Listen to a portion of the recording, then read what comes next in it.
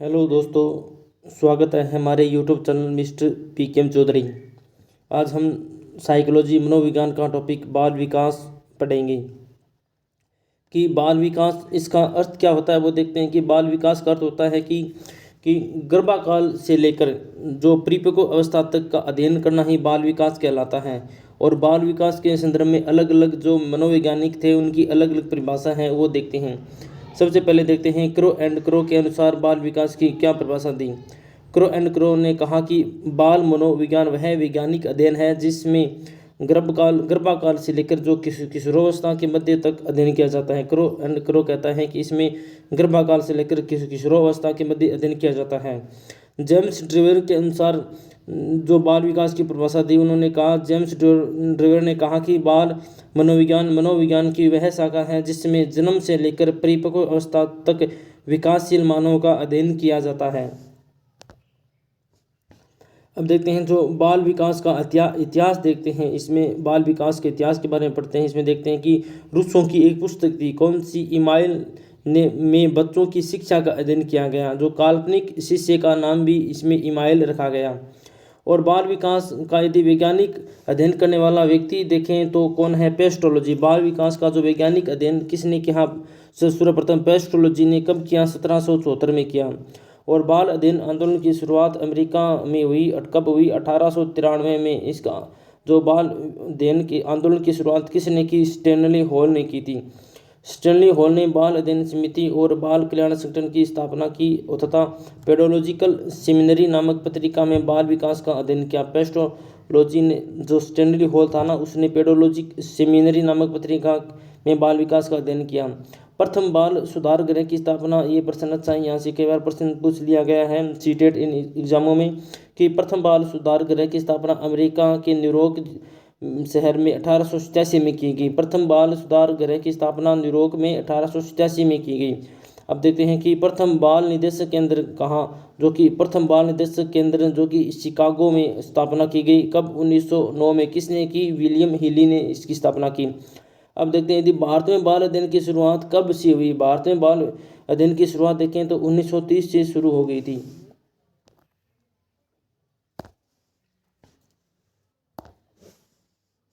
अब देखते हैं जो बाल विकास का क्षेत्र देखते हैं। इसमें बाल विकास, इसमें शारीरिक विकास किस प्रकार होता है, मानसिक विकास किस प्रकार होता है, संवेगात्मक विकास कैसे होता है, सामाजिक विकास, समाज में रहकर नैतिकता का विकास देखते हैं, भाषात्मक विकास देखते हैं, मनोगत्यात्मक विकास देखते हैं। जो बाल विकास के जो शारीरिक, मानसिक, संवेगात्मक, सामाजिक, नैतिक, भाषात्मक और मनोगत्यात्मक विकास। सबसे पहले हम देखते हैं अभिवृत्ति। अभिवृत्ति का अर्थ क्या होता है। अभिवृत्ति का अर्थ होता है कि शरीर और उसके जो अवयवों में होने वाला जो मात्रात्मक परिवर्तन अभिवृत्ति कहलाती है। कि उसकी मात्रा में, उसकी कितनी लंबाई चौड़ाई किस प्रकार बढ़ रहा है, इसकी मात्रात्मक परिवर्तन ही अभिवृत्ति कहलाती है। यदि विकास के बारे में देखते हैं, विकास क्या होता है, शरीर तथा मन में होने वाले सभी प्रकार के जो गुणात्मक परिवर्तन विकास। इसमें मात्रात्मक भी शामिल है और गुणात्मक शामिल है, जिसमें लंबाई चौड़ाई, उसने क्या सीखा, संवेगात्मक, सामाजिक, ये सभी विकास होता है। और मुंद्रो ने इसकी परिभाषा क्या दी कि जो परिवर्तन श्रृंखला की वह अवस्था जिसमें बालक भ्रूण अवस्था से प्रौढ़ अवस्था तक गुजरता है, क्या कहलाता है, विकास कहलाता है। जो मुंद्रो था उसने विकास की परिभाषा दी कि जो परिवर्तन श्रृंखला की वह अवस्था जिसमें बालक होता है जो भ्रूण अवस्था से प्रौढ़ अवस्था तक गुजरता है, इसे विकास कहते हैं।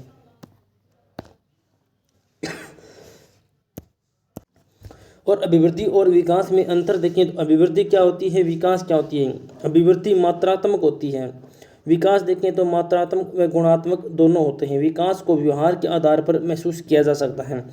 अभिवृद्धि में सिर्फ लंबाई चौड़ाई ऊंचाई यही बढ़ती है। विकास में संवेगात्मक, सामाजिक, मात्रात्मक विषय गुण सभी, इसमें विकास में सभी गुण शामिल होते हैं। और जो अभिवृत्ति होती है जो कि निश्चित समय तक ही होती है, उसके बाद अभिवृत्ति उसमें वृद्धि नहीं होती है। और विकास होता है वह जीवित पर्यंत चलता रहता है।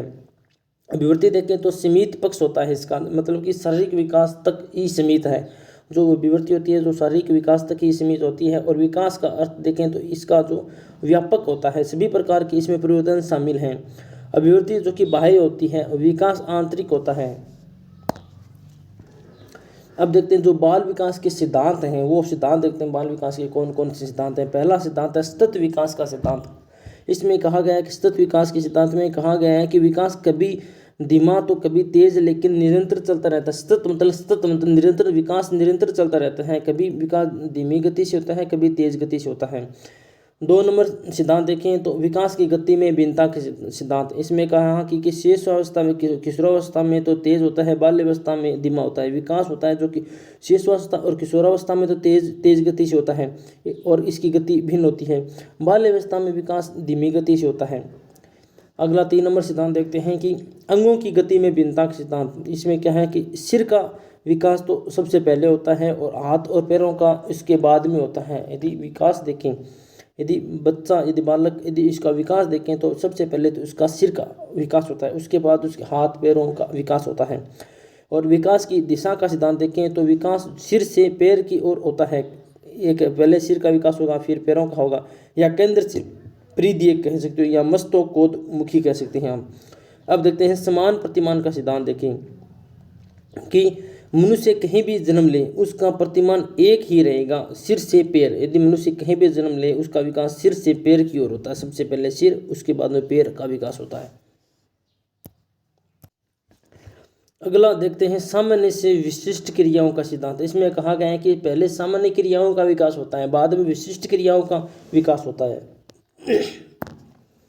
कि एकीकरण का सिद्धांत कह सकते हैं कि पहले संपूर्ण अंग को उठाना, फिर उसके भागों को अंत में दोनों में संतुलन स्थापित करना।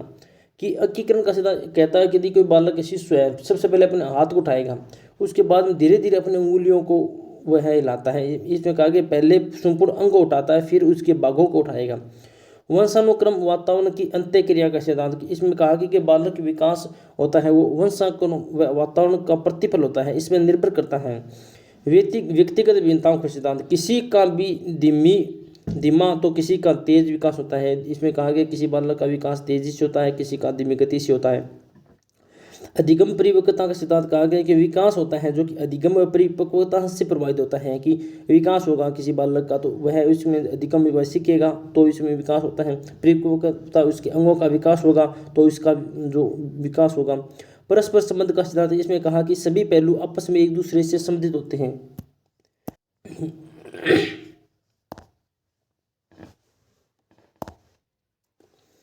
अब देखते हैं कि जो बाल विकास है इसको प्रभावित करने वाले कौन कौन से कारक होते हैं। बाल विकास को सबसे पहले देखते हैं जो वंशानुक्रम होता है जो कि बाल विकास को प्रभावित करता है। वंशानुक्रम प्रभावित करता है, इसकी परिभाषा दी जेम्स ड्रेयर के अनुसार कहता है कि वंशानुक्रम माता पिता की शारीरिक व मानसिक विशेषताओं का एक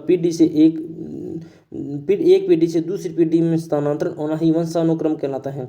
अब देखते हैं वंशानुक्रम की प्रक्रिया। देखते हैं कि वंशानुक्रम की प्रक्रिया इसमें देखते हैं कि मातृकोश और पितृकोश। मातृकोश से 23 जीन्स और पितृकोश से 23 जीन दोनों मिलते हैं। और सामान्य बालक होते हैं उसमें 46 गुणसूत्र होते हैं। और जो 45 जो इसमें एक गुणसूत्र की कमी होता है उसे टर्नर सिंड्रोम कहते हैं, जिसमें उसकी IQ लेवल 30 से 40 होता है, वह बच्चा मंदबुद्धि बालक होता है। और अगला देखते हैं यदि किसी में एक गुणसूत्र अधिक हो जाता है 47 होता है, उसे हम डाउन सिंड्रोम कहते हैं। वह उसका बच्चे का जो दिमाग होता है उसकी बुद्धि होती है 25 से 50 होती है। जो आनुवंशिकता के वाहक कौन है? आनुवंशिकता के वाहक है जीन्स। ये अच्छा प्रश्न है कि आनुवंशिकता के वाहक जीन्स है। अब देखते हैं जो वंशानुक्रम के नियम दिए, वंशानुक्रम के नियम कौन कौन से हैं। अब देखते हैं कि बीजकोश की निरंतरता का नियम। बीजकोश की निरंतरता का नियम क्या है? जो बीजकोश की निरंतरता का नियम किसने दिया, प्रतिपादित किसके कौन है? बीजमैन है। इसमें कहा गया कि इस नियम के अनुसार बीजकोश पीढ़ी दर पीढ़ी चलता रहता है और कभी समाप्त नहीं होता है। अब अगला नियम देखते हैं समानता का नियम। समानता का नियम का प्रतिपादक सोरेनसन है। और जैसे माता पिता वैसे ही उसकी संतान होगी, समानता समान होगी, जैसे माता पिता होंगे वैसे ही उसकी संतान होती है। अब देखते हैं विभिन्नता का नियम। देखते हैं इसके प्रतिपादक कौन है? डार्विन व लेमार्क इसके जो प्रतिपादक हैं। कौन? विभिन्नता का नियम के प्रतिपादक डार्विन व लेमार्क है। और कुछ गुणों का भिन्न पाया जाना। प्रत्यागमन का नियम इसमें कहा कि विपरीत गुणों का पाया जाना। प्रत्यागमन विपरीत गुणों का पाया जाना। अब देखते हैं अर्जित गुणों के जो संक्रमण का नियम, इसके विरोधी कौन है? जो अर्जित गुणों के संक्रमण का नियम विरोधी है लेमार्क। इसके विरोधी है। लेमार्क के अनुसार कि माता पिता द्वारा जीवन काल में जो अर्जित गुणों का स्थानांतरण आने वाली पीढ़ियों में हो सकता है। लेमार्क कहता है कि जो माता पिता में जो गुण अर्जित किए हैं वह अगली पीढ़ी में स्थानांतरित हो सकते हैं, यह लेमार्क कहता है। अब देखते हैं वर्ण संकरता का नियम, इसके प्रतिपादक मेंडल है। जो कि वर्ण संकरता का नियम के प्रतिपादक कौन है? मेंडल है। चेकोस्लोवाकिया, जो कि मेंडल के अनुसार वर्ण संकरण प्राणी या वस्तुएं हमेशा अपने मौलिक स्वरूप की ओर अग्रसर होते हैं। इसका प्रयोग किस पर किया गया? उद्यान मटर पर। उद्यान मटर पर प्रयोग किया किसने? मेंडल ने किया। अब देखते हैं वंशानुक्रम का प्रभाव। देखते हैं वंशानुक्रम के कारण कौन कौन किस पर प्रभाव पड़ता है? कि अनुक्रम का शारीरिक संरचना पर प्रभाव पड़ता है, मानसिक विकास पर प्रभाव पड़ता है, व्यावसायिक योग्यता पर प्रभाव पड़ता है, सामाजिक स्थिति पर प्रभाव पड़ता है, चरित्र पर प्रभाव पड़ता है, महानता पर प्रभाव पड़ता है।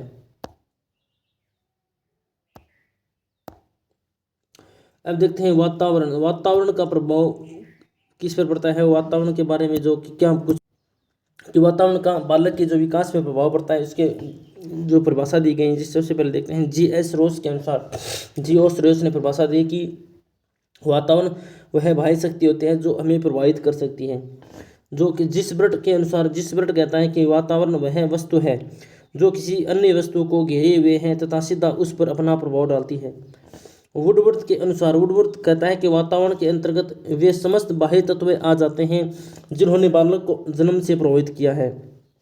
जे.बी. वाटसन के अनुसार कि मुझे चाहिए जो बालक दे दो, आप जो कहेंगे मैं उसे वो बना दूंगा। जे.बी. वाटसन कहता है कि मुझे इसमें वातावरण का प्रभाव पड़ता है कि बालक पर, कि वातावरण में रहकर बालक को कैसा बनाया जा सकता है। जे.बी. वाटसन कहता है कि मुझे कोई भी बालक दे दो, आप कहोगे ना उसे डॉक्टर, इंजीनियर, कुछ भी बना सकता हूँ, आप कहोगे वो।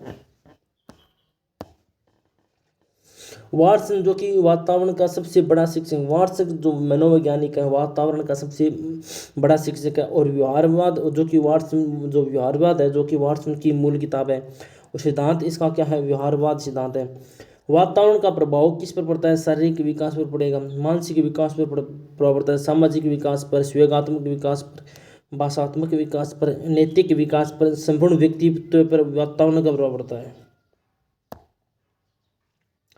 अब देखते हैं बुद्धि। बुद्धि क्या है? मंद बुद्धि की अपेक्षा प्रतिभाशाली का विकास तीव्र गति हुआ। ये तो बात सही है कि मंद बुद्धि का जो बालक होते हैं, मंद बुद्धि के बालक होते हैं, उनका विकास धीमे होता है। जो जो प्रतिभाशाली बालक होते हैं, इनकी बुद्धि उच्च होती है, उनका विकास तीव्र गति से होता है। लिंग होता है, जो कि लिंग का प्रभाव, लड़कियों का विकास जो कि लड़कों की अपेक्षा जल्दी होता है। अंतःस्रावी ग्रंथियाँ होती हैं, जैसे अंतःस्रावी ग्रंथियों का प्रभाव, जैसे कि पीयूष ग्रंथि हमारी लंबाई को प्रभावित करती है। एड्रिनल ग्रंथि जो कि संवेगों को प्रभावित करती है। जन्म के क्रम का प्रभाव देखें, जैसे प्रथम की अपेक्षा मध्यम व अंतिम का अधिक विकास होता है। जो कि प्रथम की अपेक्षा जो कि मध्यम व अंतिम जो बालक होता है या बालिका होती है, उसका विकास अधिक होगा। पोषाहार का प्रभाव देखें तो संतुलित भोजन विकास को प्रभावित करेगा। जो संतुलित भोजन है जो कि विकास को प्रभावित करता है।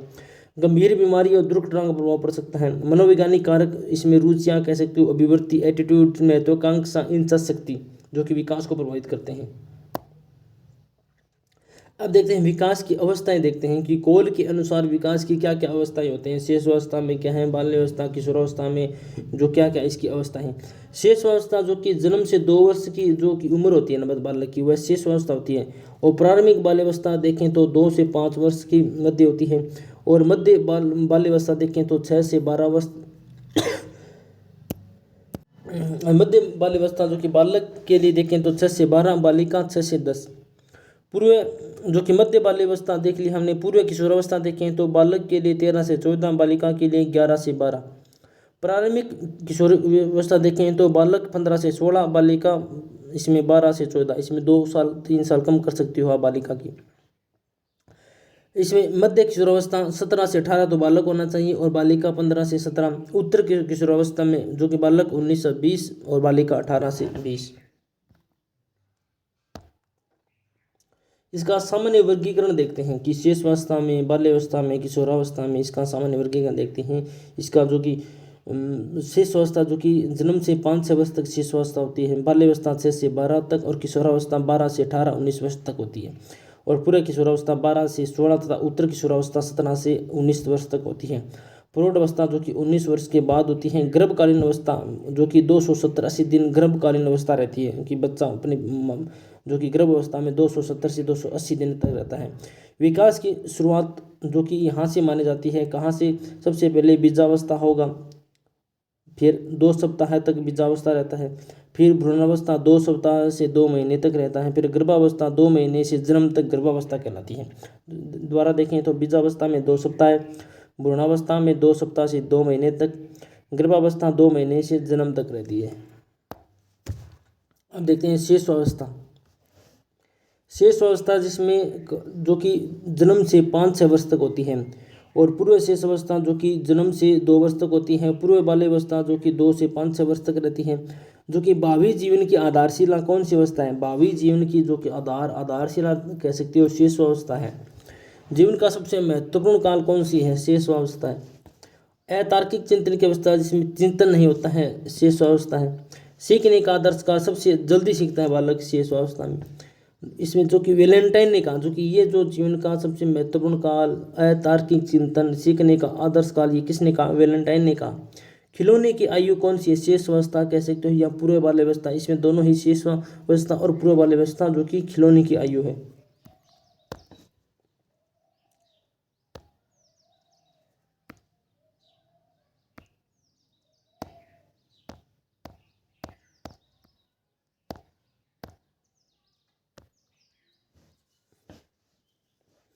इसके जो महत्वपूर्ण कथन देखते हैं, शेष अवस्था के महत्वपूर्ण कथन कि न्यूमैन के अनुसार कहता है कि 5 वर्ष की अवस्था बालक के शरीर व मस्तिष्क के लिए सबसे बड़ी ग्रहणशील होती है।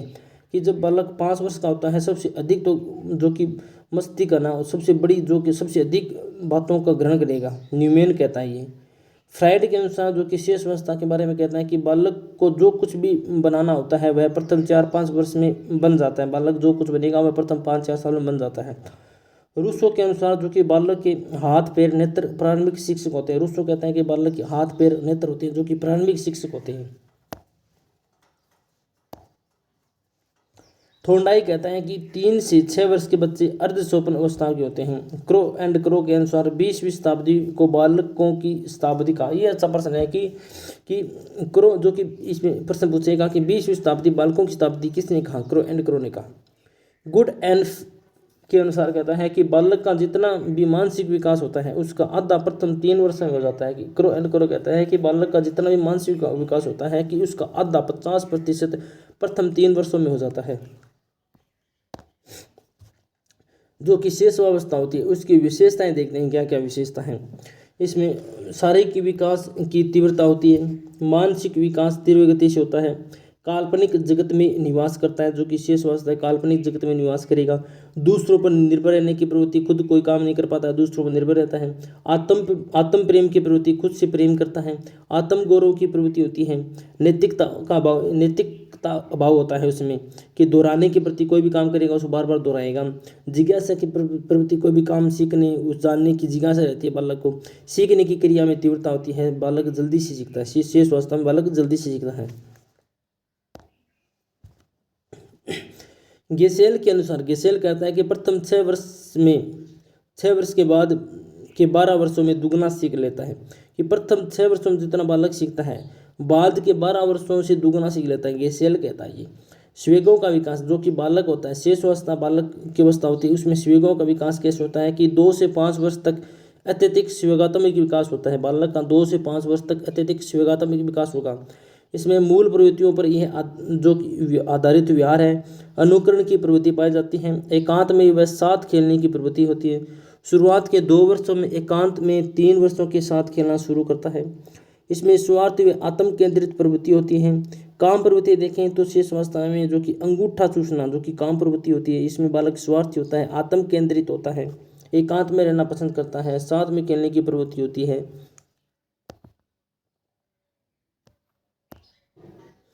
अब शेष अवस्था में शिक्षा देखें कि शिक्षा देखिए मातृभाषा में शिक्षा देनी चाहिए। जो शेष अवस्था में बालक है उसको मातृभाषा में शिक्षा देनी चाहिए।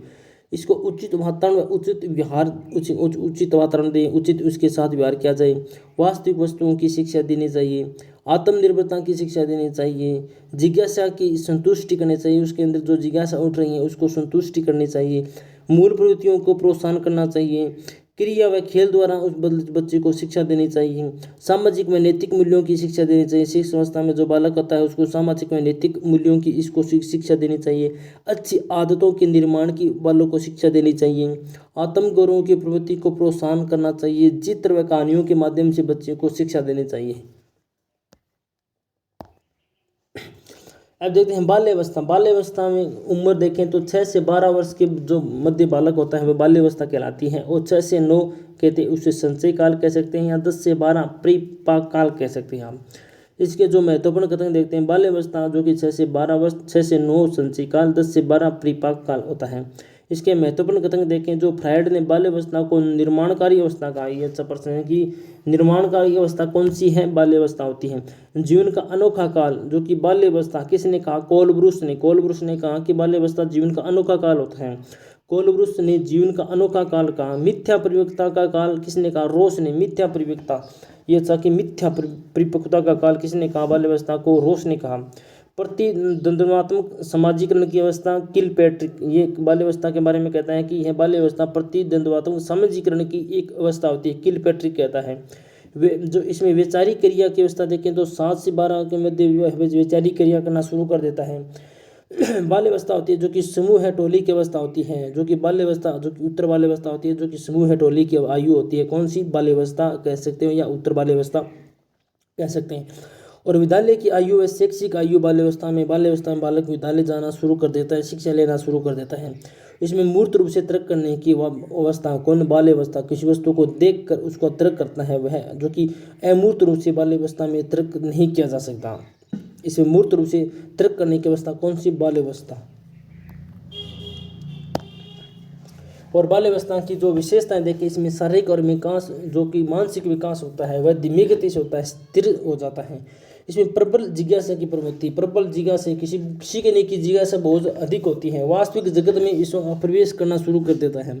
और आत्मनिर्भरता का इसमें बाल्यावस्था में इसमें विकास हो जाता है। रचनात्मक प्रवृत्ति का विकास होना शुरू हो जाता है। संग्रहण जो कि सामग्रियों को इकट्ठा करने की प्रवृत्ति पाई जाती है, संग्रहण की प्रवृत्ति पाई जाती है। और बहिर्मुखी व्यक्तित्व का विकास हो जाता है। जो बाल्यावस्था होती है इसमें बहिर्मुखी व्यक्तित्व का विकास हो जाता है। सामाजिक व नैतिकता मूल्यों का विकास होना शुरू हो जाता है। इसमें निरुद्देश्य भ्रमण की स्थिति, कहीं भी बिना उद्देश्य बाल्यावस्था में बालक फिरता रहता है। इसमें सामूहिक खेलों में रुचि हो जाती है, जो कि बच्चों के साथ साथ खेलते हैं ना, उसमें सामूहिक खेलों में इसमें रुचि हो जाती है। समलैंगिकता में मित्रता, देखिए जो बालक होता है जो कि बालक के साथ रहेगा, बालिका बालिका के साथ रहेगी, इसमें समलैंगिकता में मित्रता होती है। काम प्रवृत्ति की इसमें न्यूनता पाई जाती है। और नेतृत्व के गुणों में शुरुआत हो जाती है। वैज्ञानिक दृष्टिकोण का विकास होना भी शुरू हो जाता है। और भविष्य की चिंता का नहीं पाया जाता। इसमें बाल्यावस्था बालक होता है, भविष्य की उसको कोई भी चिंता नहीं होती है। स्ट्रिंग कहता है कि शायद ही ऐसा कोई खेल होता है जिसे 10 वर्ष का बालक नहीं खेलता हो। स्ट्रिंग के अनुसार कहता है कि कोई भी ऐसा कोई खेल नहीं है जो 10 वर्ष का बालक नहीं खेलता हो। अब देखते हैं किशोरावस्था। किशोरावस्था जो कि 13 से 18 से 19 वर्ष की मध्य होती है, और 12 से 16 कह सकते हो पूर्व किशोरावस्था, और 17 से 19 उत्तर किशोरावस्था कह सकते हैं। किशोरावस्था में होता है कि इसमें सामाजिक स्वीकृति की अवस्था होती है, और उलझन अटपटी अवस्था होती है। बसंत ऋतु की कौन सी अवस्था? किशोरावस्था होती है। जीवन का जो स्वर्णिम काल जो कि निर्माणकारी काल भी कौन सा है? किशोरावस्था है। इसके जो किशोरावस्था के जो महत्वपूर्ण कथन हैं, सबसे पहले देखते हैं स्टैनली हॉल के अनुसार इसने क्या कहा। स्टैनली हॉल ने इसको तूफान, तनाव और संघर्ष की अवस्था कहा। स्टैनली हॉल जो कि किशोरावस्था का एक नया जन्म है। स्टैनली हॉल ने कहा कि किशोरावस्था एक नया जन्म होता है। किलपैट्रिक जो कि जीवन का सबसे कठिन काल कौन सा है? किशोरावस्था है। किलपैट्रिक कहता है कि जीवन का सबसे कठिन काल कौन सा? किशोरावस्था। विंग और हंट के अनुसार किशोरावस्था को व्यक्त करने वाला एक ही शब्द है, वह है परिवर्तन। क्रो एंड क्रो के अनुसार कहा कि किशोर वर्तमान तथा भावी जो कि जीवन की आशा को प्रस्तुत या व्यक्त करता है। जरसील्ड के अनुसार किशोरावस्था वह समय है जब विचारशील व्यक्ति बाल्यावस्था से परिपक्वावस्था की ओर संक्रमण करता है। कि जरसील्ड के अनुसार कि किशोरावस्था वह समय है जब विचारशील व्यक्ति बाल्यावस्था से परिपक्वावस्था की ओर संक्रमण करता है। डॉक्यूमेंटेड रिपोर्ट के अनुसार उसने कहा कि 11 से 12 वर्ष की अवस्था में बालक की जो नसों में ज्वार उठता है, जो कि एडो कमेटी रिपोर्ट दी गई, जिसमें कहा कि जो 11-12 वर्ष का बालक होगा उसके नसों में ज्वार उठता है और उसे सही दिशा दी जाए तो अन्यथा विनाश की स्थिति उभरती है। इसमें कहा कि यदि ज्वार होता है, किसी काम करने की इच्छा उठती है, यदि उसके बालक को यदि सही दिशा मिल जाती है तो वो अच्छा होता है। यदि है जो कि ज्वार गलत दिशा में हो जाता है तो विनाश, वह बच्चा गलत लाइन पर चलने लग जाता है। इसमें इसे नोट देखते हैं कि एडोलसेंस शब्द की उत्पत्ति एडोलसियर जो कि लैटिन भाषा से हुई है, जिसका अर्थ होता है परिपक्वता की ओर। किशोरावस्था के सिद्धांत देखें तो आकस्मिक विकास का सिद्धांत तो स्टैनली हॉल ने दिया। इनकी पुस्तक है एडोलसेंस जो कि 1904 में पुस्तक लिखी गई। और क्रमिक विकास का सिद्धांत किसने दिया? थॉर्नडाइक किंग ओलिवर्ड जो कि क्रमिक सिद्धांत थॉर्नडाइक किंग और ओलिवर्ड ने। आकस्मिक विकास का सिद्धांत स्टैनली हॉल। पुस्तक कौन सी? एडोलसेंस 1904 में। और किशोरावस्था की विशेषताएं देखें क्या है। इसमें अधिकतम शारीरिक विकास होता है, अधिकतम मानसिक विकास होता है, दिवास्वप्न की प्रवृत्ति किशोरावस्था, व्यक्तिगत एवं घनिष्ठ मित्रता किसमें? किशोरावस्था में। स्वेगात्म विकास की प्रबलता किशोरावस्था में। समायोजन का भाव किसमें? किशोरावस्था में। वीर पूजा की प्रवृत्ति, किसी को भी अपना आदर्श बना लेना किशोरावस्था में। चिंताओं में वृद्धि जो कि किशोरावस्था में होती है, चिंता करने लग जाता है। रुचियों में चिंता किसमें? भविष्य की चिंता होने लग जाती है किशोरावस्था में। रुचियों में परिवर्तन 15 वर्ष में स्थिरता आ जाना। समाज सेवा की भावना कौन सी अवस्था में? किशोरावस्था में। रोज कहता है कि किशोर समाज सेवा के आदर्श का निर्माण करता है। रोज के अनुसार कहा गया है कि किशोर समाज की सेवा के आदर्शों का निर्माण करता है। किशोरावस्था में समूह के प्रति भक्ति होती है, स्वतंत्रता व विद्रोह की भावना होती है। कोल सैनी के अनुसार कहा गया है कि किशोर प्रौढ़ों को अपने मार्ग में बाधा समझता है। कोल सैनी कहता है किशोर होता है प्रौढ़ों को अपने मार्ग में बाधा समझता है, वह ईश्वर व धर्म में विश्वास करता है। कोल सैनी कहता है किशोरों को जो किशोर प्रौढ़ों को अपने में मार्ग में बाधा समझता है, ईश्वर व धर्म में विश्वास करता है। अपराध प्रवृत्ति का विकास किशोरावस्था में होने चालू हो जाता है। वैलेंटाइन कहता है किशोरावस्था की अवस्था के बारे में कहता है कि किशोरावस्था अपराध प्रवृत्ति के विकास का नाजुक समय होता है। वैलेंटाइन कहता है कि किशोरावस्था अपराध प्रवृत्ति की विकास का क्या नाजुक समय होता है। और वैलेंटाइन कहता है कि आत्म चेतना का विकास भी किशोरावस्था में होना शुरू हो जाता है। और जो कि वैलेंटाइन के अनुसार ही काम प्रवृत्ति की प्रबलता किसमें? वैलेंटाइन के अनुसार काम प्रवृत्ति की प्रबलता किशोरावस्था में। आत्म प्रेम विषम लिंगी जो कि बालक बालिका के साथ रहना पसंद करता है, बालिक इस विषम लिंगी होता है, समलिंगी प्रेम भी होता है। और नेतृत्व के गुणों का सर्वाधिक विकास किस में होता है? जो कि किशोरावस्था में ही होता है। और किशोरावस्था में शिक्षा देखें कि शारीरिक विकास के लिए शिक्षा देखें तो खेल कूद योग व्यायाम के द्वारा शारीरिक विकास की शिक्षा। मानसिक विकास की शिक्षा कैसे? करके सीखने की विधि का प्रयोग करके उसके मानसिक विकास का किया जा सकता है। स्वेगात्म विकास के लिए देखें तो उदात्तीकरण या शोधन विधि द्वारा उसके स्वेगात्म विकास किया जा सकता है। जीवन कौशल की शिक्षा, यौन शिक्षा, व्यावसायिक शिक्षा देना, किशोरों के महत्वों को मान्यता देना, किशोर के प्रति वेश्य जैसा व्यवहार करना, जो किशोर है उसके वेश्य जैसा व्यवहार किया जाए, सामाजिक व नैतिक मूल्यों की शिक्षा दी जाए। अब हम अगला जो कि विकास के पहलू देखते हैं, जो शेषावस्था में, बाल्यावस्था में, किशोरावस्था में जो विकास के पहलू हम अगली वीडियो में देखेंगे।